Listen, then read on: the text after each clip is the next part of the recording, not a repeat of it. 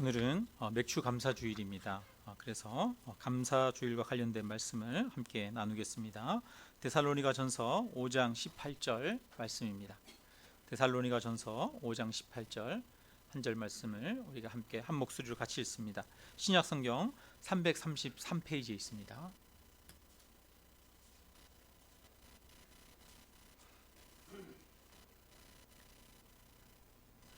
네, 18절 한 절만 우리 같이 읽습니다.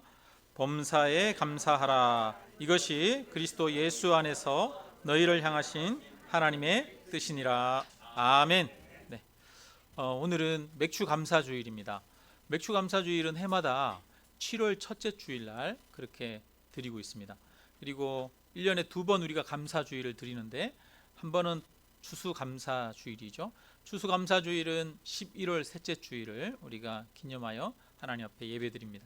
그래서 우리가 상반기 하반기 이렇게 하나님 앞에 감사절기로 예배를 드리는데 우리는 이 절기 때만 하나님 앞에 감사드리는 게 아니라 사실은 오늘 본문 말씀에 따르면 너희는 범사에 감사하라 그랬습니다. 그러니까 우리는 감사가 절기 때만 하는 것이 아니라 매일매일 하는 것이고 모든 일들에 감사해야 하는 것입니다.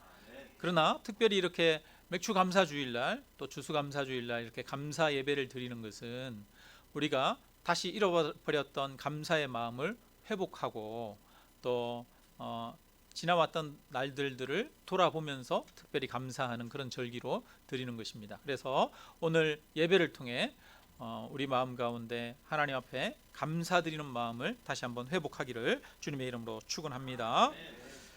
지난 6개월여 동안 참 어려운 시간을 보냈습니다. 지금까지 저와 여러분 살아오면서 인생 가운데 이런 기이한 경험은 처음이었을 겁니다.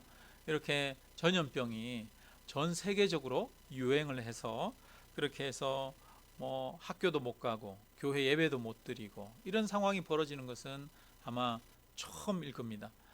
지난 3월 달에 저희도 가정 예배로 드리고 아주 극소수만 이렇게 예배당에서 예배 드리고 그랬던 때가 있었습니다. 학생들은 3월 달 보통 개학인데 3월, 4월 개학을 못하고 5월 달이 돼서야 개학을 했고 지금도 학교에 매일 가는 게 아니라고 그러더라고요. 중학생들 보니까 한 주 가고 2주 쉬고 한 주 가고 2주 쉰다기보다 한 주는 학교에서 수업하고 2주는 집에서 가정학습하고 이렇게 진행을 하고 있습니다. 그러니까 지금도 사실은 교육이 정상적으로 진행되지 않고 있습니다. 어떤 분들은 그러더라고요. 살아오면서 지금까지 내 인생 중에 6개월은 그냥 사라져버린 6개월 같다, 이런 이야기를 하는 사람들도 본 적이 있습니다. 모두가 코로나에 걸릴까 염려하고 걱정하며 두려운 가운데 보내고 있습니다. 이런 상황들을 생각하면 전혀 감사할 만한 여건과 상황이 아니라고 할 수도 있을 것입니다. 그런데 오늘 말씀에 따르면 범사에 감사하라 이렇게 말씀합니다. 범사에 감사하라는 말씀은 모든 일에 감사하라는 그런 말씀일 것입니다.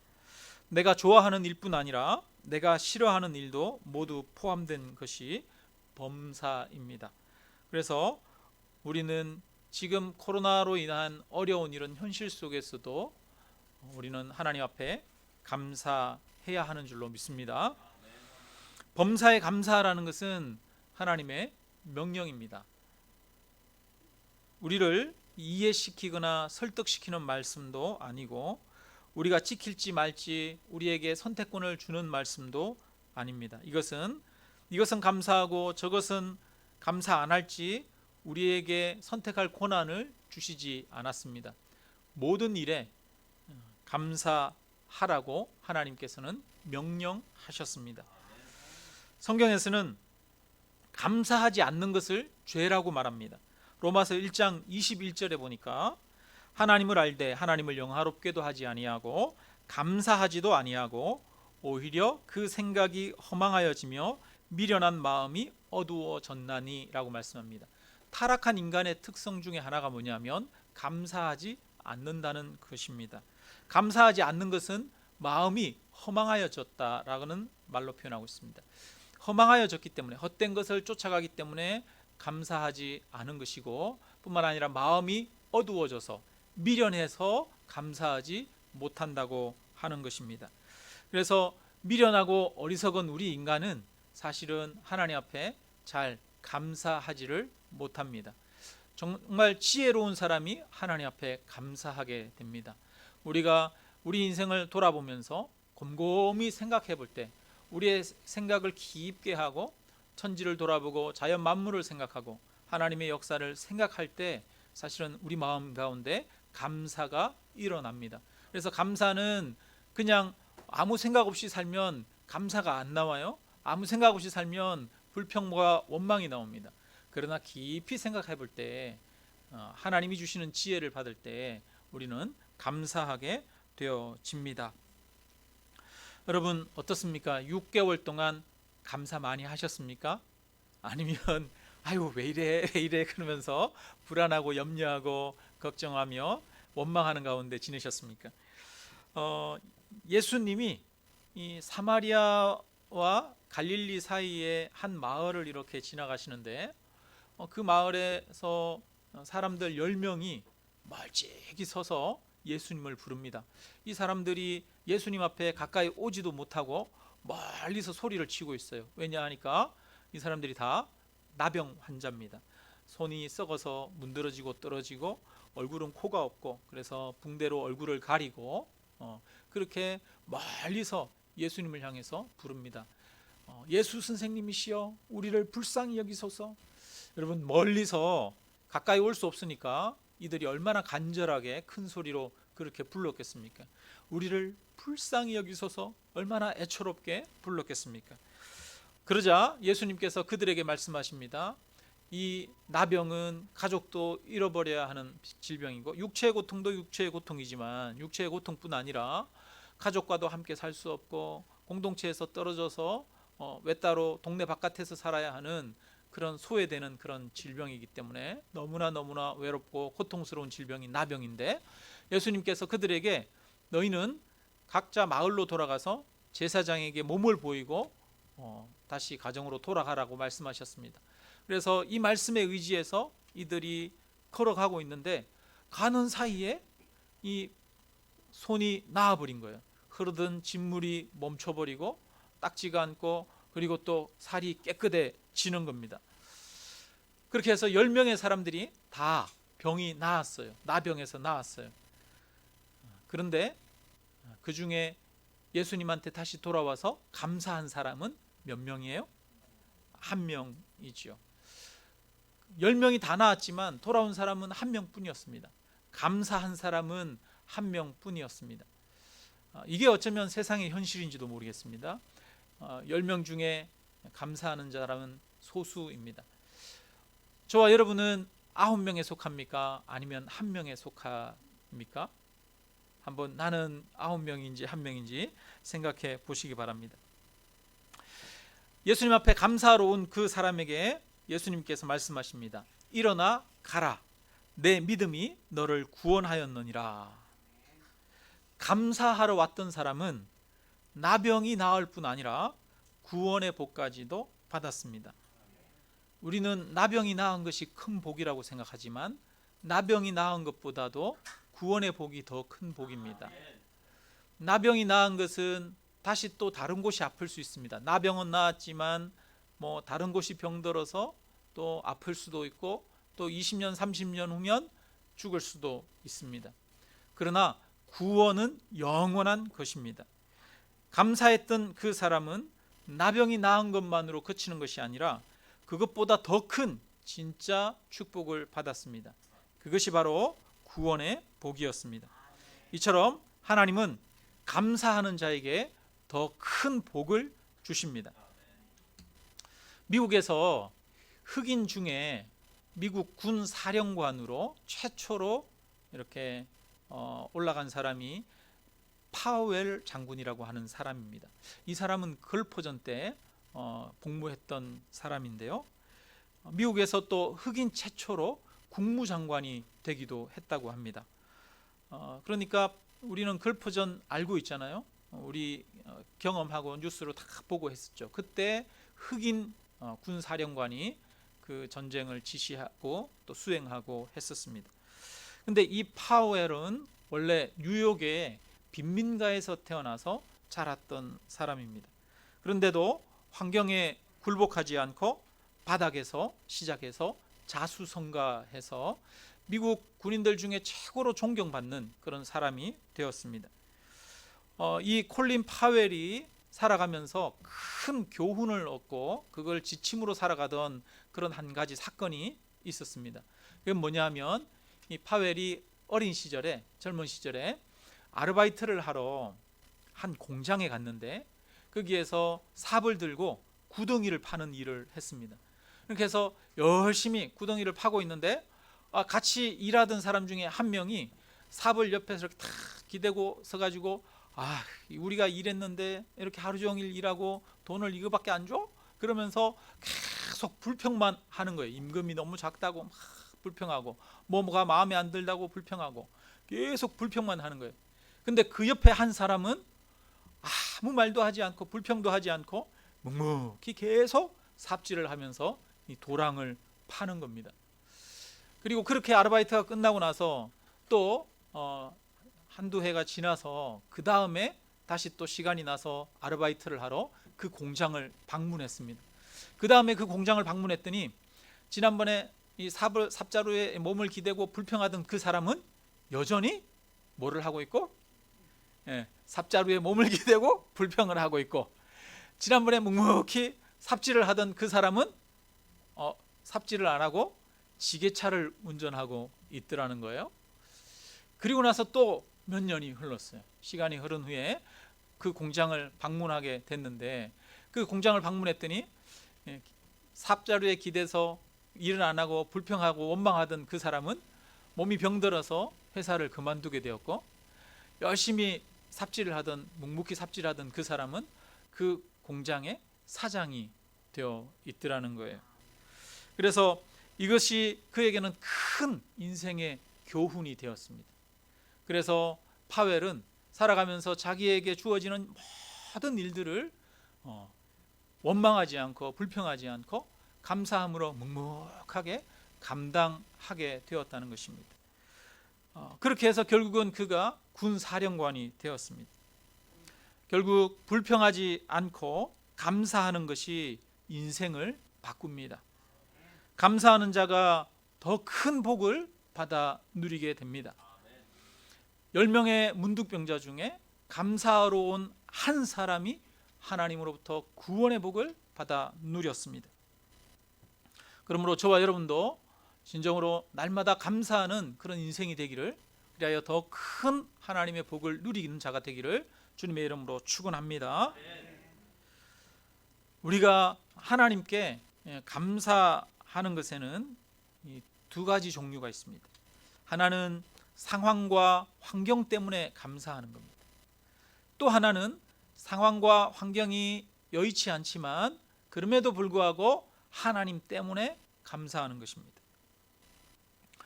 우리가 감사의 제목을 물어보면 대부분 여러 가지 감사의 제목들을 이야기합니다. 좋은 직장을 주셔서 감사합니다. 아니면 건강을 주셔서 감사합니다. 우리 자녀가 잘 돼서 감사합니다. 이런 여러 가지 것들을 이야기를 합니다. 그런데 이런 것들은 우리가 살아가면서 겪는 주변의 여건이고 환경적인 것들입니다. 우리가 원하고 바라는 것들입니다. 그런데 이렇게 돈 때문에 예를 들어서 감사하는 사람은 돈이 없어지면 감사도 사라집니다. 어떤 사람이 월급을 100만 원을 받으면서 감사했어요. 그런데 자기랑 똑같은 일을 하는데 옆에 사람 보니까 110만 원을 받아요. 그 순간 갑자기 감사가 사라집니다. 세상의 것들은 우리가 끊임없이 비교하게 되고 비교하면서 감사가 사라집니다.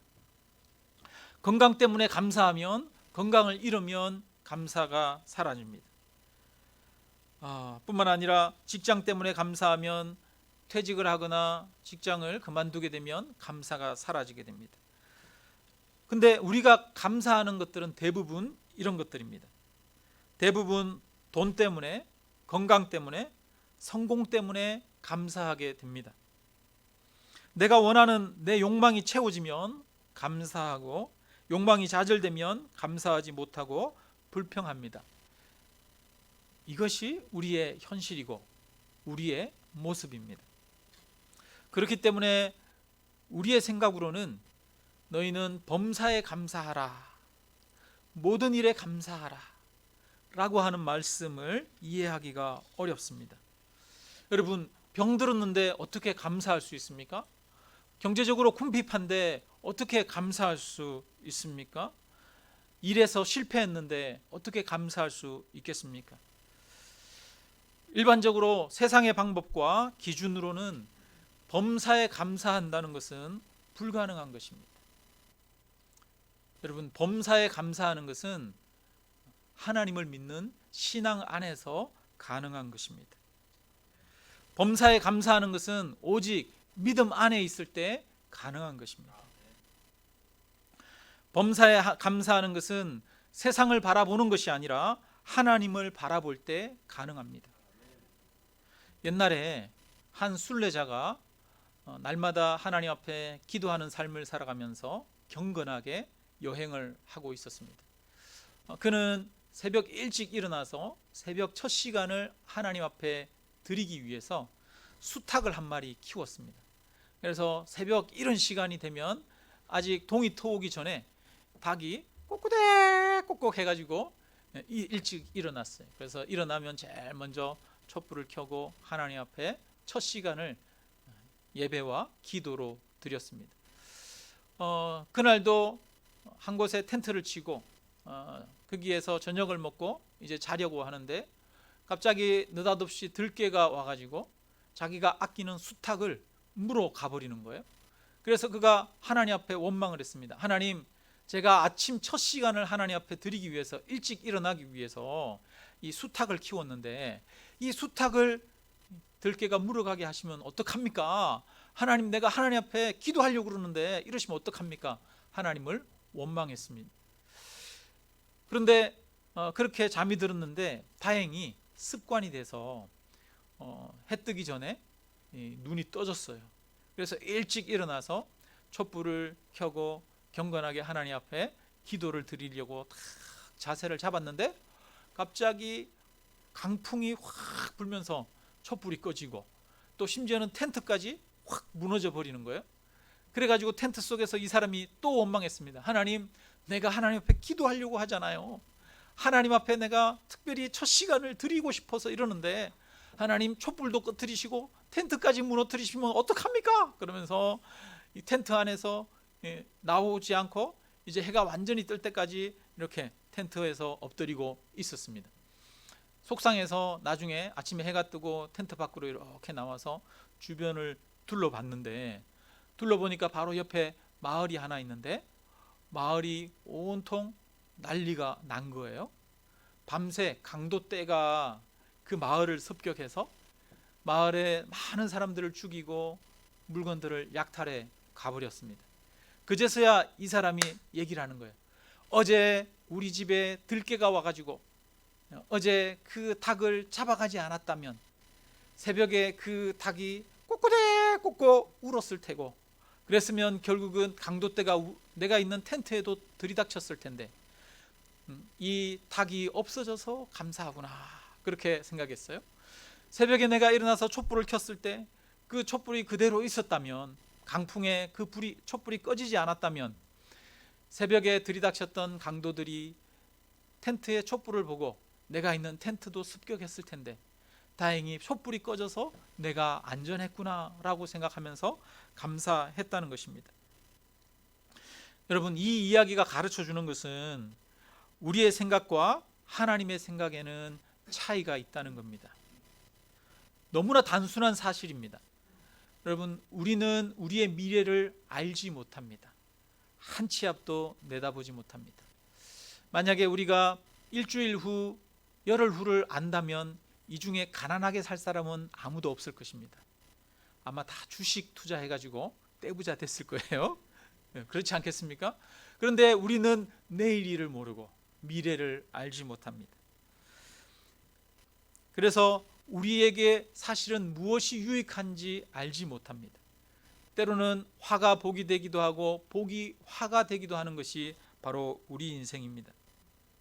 그런데도 우리는 우리의 미래를 안다고 생각하고 내가 내 주인이 되어서 내가 이것은 감사할 거리, 이것은 불평할 거리 내가 규정하고 내가 생각하는 거예요. 그러나 전능하신 하나님이 모든 만물을 통치하고 다스리십니다. 여러분, 하나님은 전능하십니다. 전능하신다는 것은 못하는 게 없다는 거예요. 모든 것을 하실 수 있습니다. 근데 그 전능하신 하나님이 전지하십니다.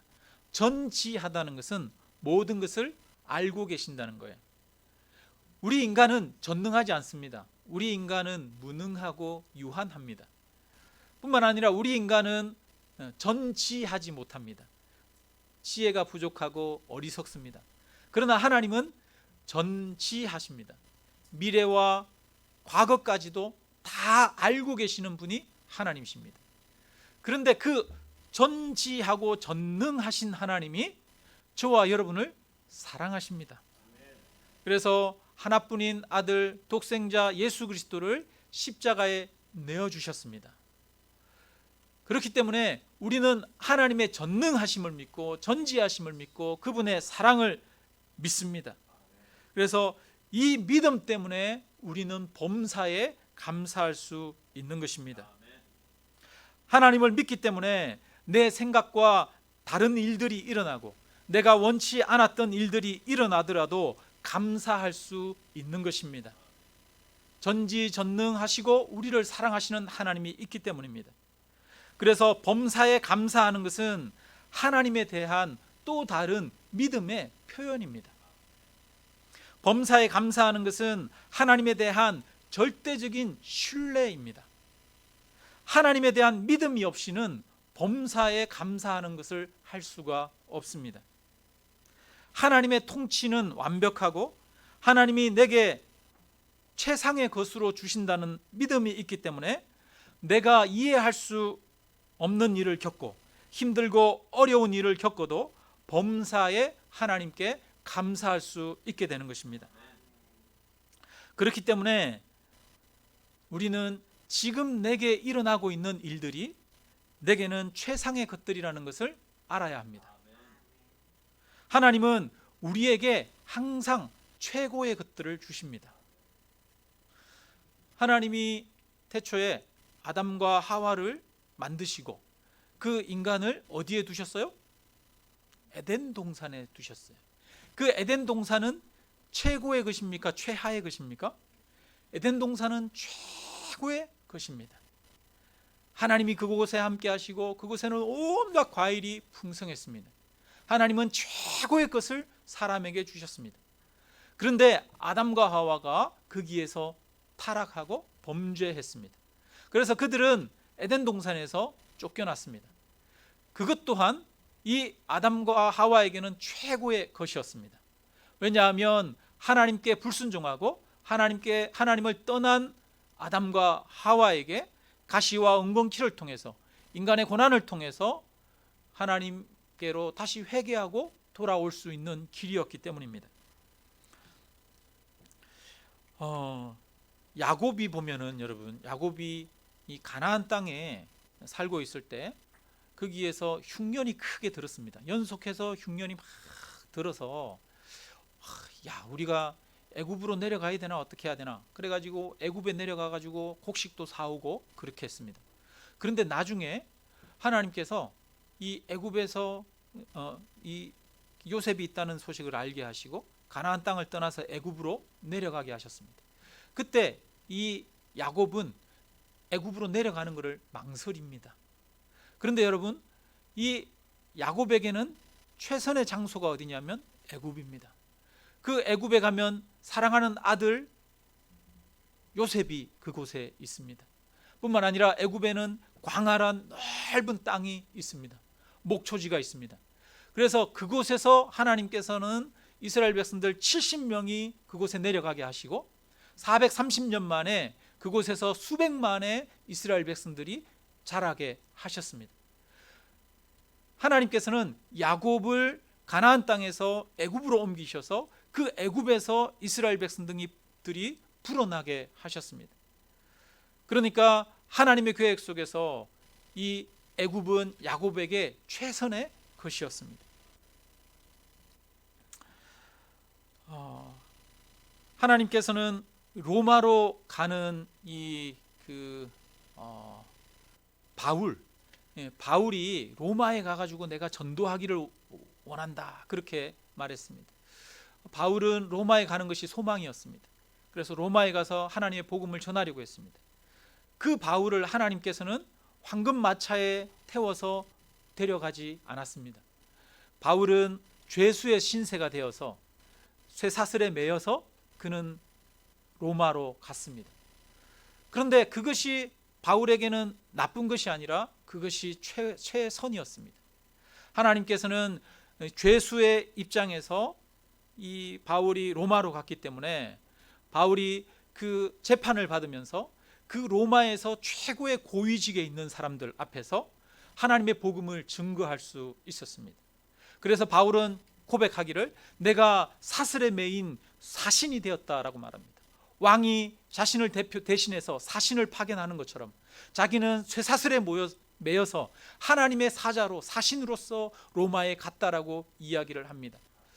인간적인 입장에서 보면 자기가 쇠사슬에 매인 것이 자기에게는 고난이고 아픔이고 고통인 것 같지만 그것이 하나님에게는 하나님의 최선이었습니다. 그래서 로마를 변화시키게 되었습니다. 예수 그리스도께서 십자가에 못 박혀서 돌아가셨습니다. 예수님이 말씀하십니다. 아버지, 할만하시거든 이 잔을 내게서 떠나게 해주십시오. 그런데 하나님이 이 예수님에게 주신 최선은 무엇이었냐면 십자가에 못 박혀서 돌아가시는 것이었습니다. 예수 그리스도께서 십자가에 못 박혀서 돌아가심으로써 온 인류가 구원을 얻게 되었습니다. 저와 여러분의 죄가 사함 받았습니다. 이것처럼 하나님은 항상 우리에게 최선의 것을 주시는 분이십니다. 그렇다면 여러분, 지금 우리가 경험하고 살아가는 현실이 하나님의 최선인 줄 믿으시기를 주님의 이름으로 축원합니다. 하나님이 주신 최고의 선물은 바로 지금 내가 만나고 나와 함께 살고 있는 나의 아내, 나의 남편입니다. 지금 내가 가지고 있는 직장, 지금 내가 처한 상황이 바로 하나님께서 나의 인격을 연단하시고 성장시키기 위한 최고의 방법입니다. 그래서 가장 심한 고난을 겪었던 욥이 말합니다. 내가 가는 길을 오직 그가 아시나니 그가 나를 단련하신 후에 내가 순금같이 되어 나오리라. 오직 우리의 길을 아시는 분은 하나님이십니다. 오직 하나님은 우리의 현재를 우리에게 최선의 것으로 주시는 분이신 줄로 믿습니다. 그래서 너희는 사랑하는 아들을 하나님께서 너희를 위하여 주시니가 너희에게 좋은 것으로 주시지 않겠느냐라고 말씀하십니다.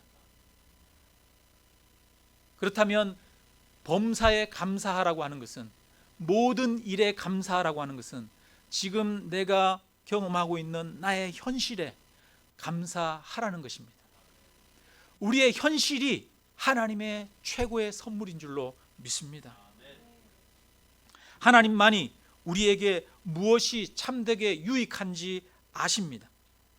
하나님이 완전하게 세상을 다스리시고 통치하십니다.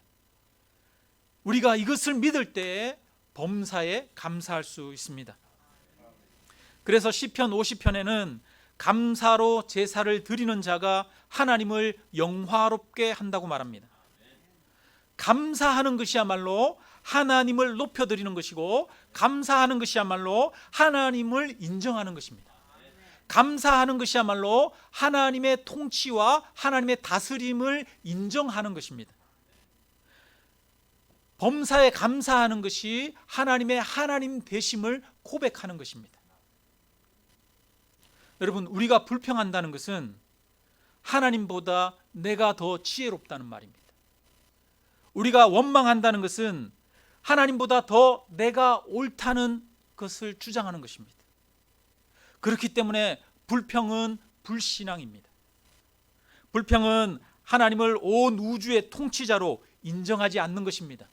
하나님의 전지하심을 인정하지 않는 것입니다. 불평은 하나님의 사랑하심을 인정하지 않는 것입니다. 불평하는 사람은 하나님을 무시하는 것입니다. 그래서 원망하고 불평했던 이스라엘 백성들 중엔 그들은 모두가 하나님의 심판을 받았습니다. 하나님은 불평하고 원망하는 자들에게 진노하십니다. 하나님은 감사하는 자들을 통해서 영광을 받으십니다. 그래서 감사로 제사 드리는 자가 하나님을 영화롭게 한다고 말씀합니다. 바라기는 저와 여러분이 범사에 감사하는 자가 되시기를 주님의 이름으로 축원합니다. 진정한 겸손은 하나님 앞에 감사하는 것입니다. 나의 어리석음을 알고 하나님의 지혜로우심을 고백하는 자는 하나님 앞에 이해할 수 없지만, 내가 이해할 수 없고 내가 받아들이기 힘든 일일지라도 그 가운데에서도 하나님은 선하십니다, 하나님은 인자하십니다 라고 하면서 감사합니다. 말씀을 맺습니다. 내가 세상에서 원하는 것들에 초점을 맞출 때는 범사에 감사하는 것이 불가능합니다. 우리를 사랑하사 아들까지 내어주신 예수 그리스도와 전지하시며 전능하신 하나님 아버지를 믿을 때에 우리는 범사에 감사하는 것이 가능합니다. 감사는 하나님에 대한 믿음의 표현입니다. 하나님에 대한 믿음을 가지고 모든 일에 감사함으로 살아가는 저와 여러분 되시기를 주님의 이름으로 축원합니다. 그리고 감사는 더 큰 복을 가져옵니다. 감사하였던 문둥병자 한 명은 하나님으로부터 구원의 복을 받아 누렸습니다. 그러므로 저와 여러분 가운데 범사에 감사하는 그런 하나님에 대한 믿음이 있기를 주님의 이름으로 축원합니다. 우리 함께 찬양하고 함께 기도드리겠습니다. 날 구원하신 주 감사합니다. 여러분, 범사에 감사는 내 현실에 감사하는 겁니다. 내가 이해할 수 없을지라도